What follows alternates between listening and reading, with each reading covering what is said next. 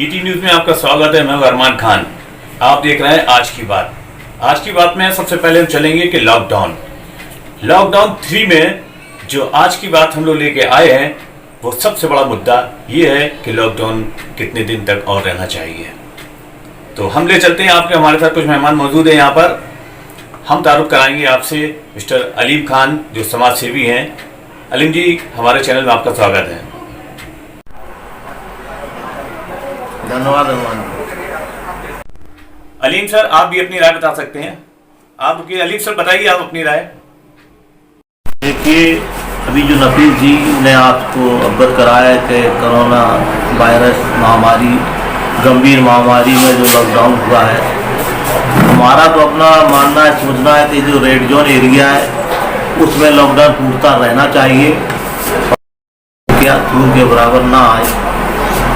Red zone के अलावा yellow zone है, ग्रीन जोन है, उसमें सहूलियत के साथ प्रशासन एक मापदंड के आधार पे कुछ छूट दे सकता है, जिससे लोगों को आर्थिक व्यवस्था सुदृढ़ हो, व्यापार चले, लोगों को रोजमर्रा की काम भी चले, उनको भोजन भी मिले, उनके धंधे भी चले, अपने को सुरक्षित रखते हुए।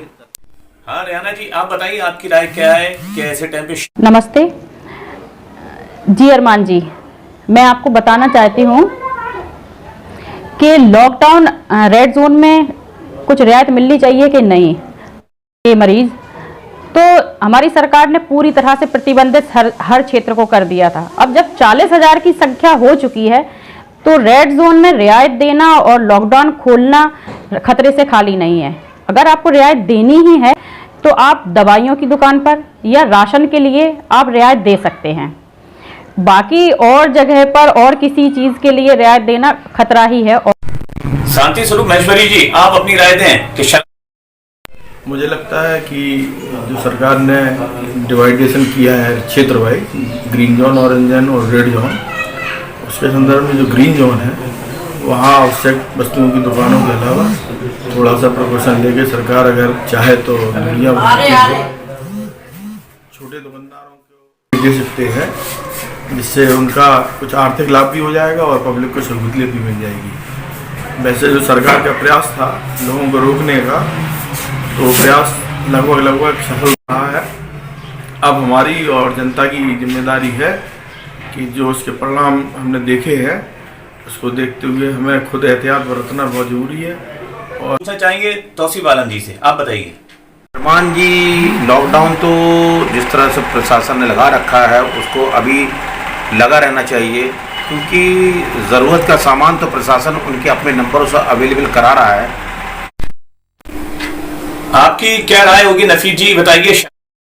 तो ये मेरे हिसाब से आगे जो है ज़्यादा नहीं जाना चाहिए, इसलिए इससे पब्लिक को भी थोड़ी दिक्कत हो रही है और प्लस जो है प्रशासन में भी थोड़ी दिक्कत हो रही है। प्रशासन कहाँ किस जगह पे मतलब सहयोग करे। पुलिस तो उतनी है नहीं जितनी जनता इस समय परेशान है। उनके हिसाब से कम इसको जो है अब ख़त्म हो जाना चाहिए। अच्छा, सरकार ने तो लॉकडाउन अभी 17 दिन और आगे बढ़ाया है, इसके लिए क्या कहेंगे? अब इसके लिए क्या है कि सरकार की जो गाइडलाइन जारी हुई है तो उससे पब्लिक को तो मानना है ही, लेकिन प्रशासन को ये भी देखे पब्लिक की परेशानी कितनी आ रही है।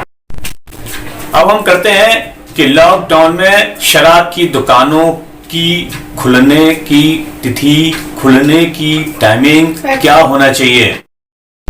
अब हम चर्चा करेंगे कि शराब की दुकानें जो खुल रही हैं, क्या दुकानें खुलना चाहिए ऐसे टाइम पे कि लॉकडाउन लगा हुआ है, ग्रीन जोन है, ऑरेंज जोन है और रेड जोन है।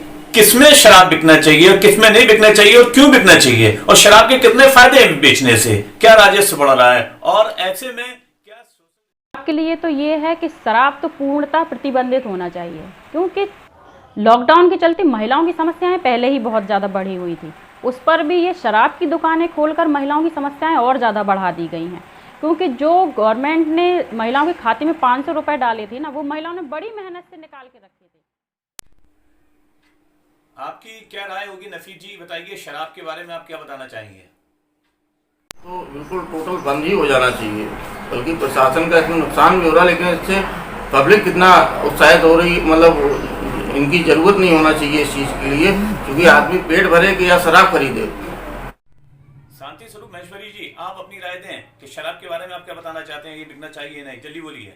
हम जा रहे थे, उससे हम अपने प्राचीन जो पुरातत्व चीज़ें हैं उन पर अपना ध्यान आकर्षित करेंगे और फिजूल खर्ची से बचेंगे। ये भी एक बहुत बड़ा था, ये हमें सिखाया है कोरोना की वजह से कि हम अपने अनावश्यक खर्चों को ज़्यादा ना बढ़ाएं ताकि विपरीत समस्या हमारा कोई दिक्कत पैदा ना हो। क्या सोशल डिस्टेंसिंग बनी रहेगी? क्या कोरोना से लोग बच जाएंगे?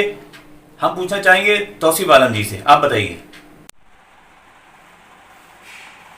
अब तो नहीं खुलना चाहिए, इससे सिर्फ घरों की बर्बादी होगी। गवर्नमेंट अपना पैसा तो कमा लेगी मगर आम लोगों के घर से पैसा चला जाएगा। लोग आज भूखे मर रहे हैं, घर में बच्चों को खानों के नहीं है, शराब खुलने से और खाने को बेरोजगार हो जाएंगे। तो मेरे हिसाब से किसी भी जोन में शराब को खोलना गवर्नमेंट की अच्छी बात नहीं है। ये अरमान जी, रहा बात सवाल का, रेड जोन में तो शराब के ठेके कतई नहीं खुलना चाहिए, बिल्कुल नहीं खुलना चाहिए। जो प्रशासन द्वारा हॉट स्पॉट बनाए गए हैं उन एरियो में भी नहीं खुलना चाहिए। रही बात अन्य क्षेत्रों में जो ग्रीन जोन है, अगर स्वास्थ्य के लिए और जीवन में उपयोग के लिए किसी को अगर शराब की आवश्यकता पड़ती है तो एक निश्चित मापदंड और नियम और कानून बनाकर। आप सबका बहुत बहुत धन्यवाद हमारे साथ जुड़ने के लिए, और नेक्स्ट टाइम हम आपको एक नए चर्चा भी लेकर आएंगे। तब तक के लिए देखते रहें ET न्यूज़ भारत।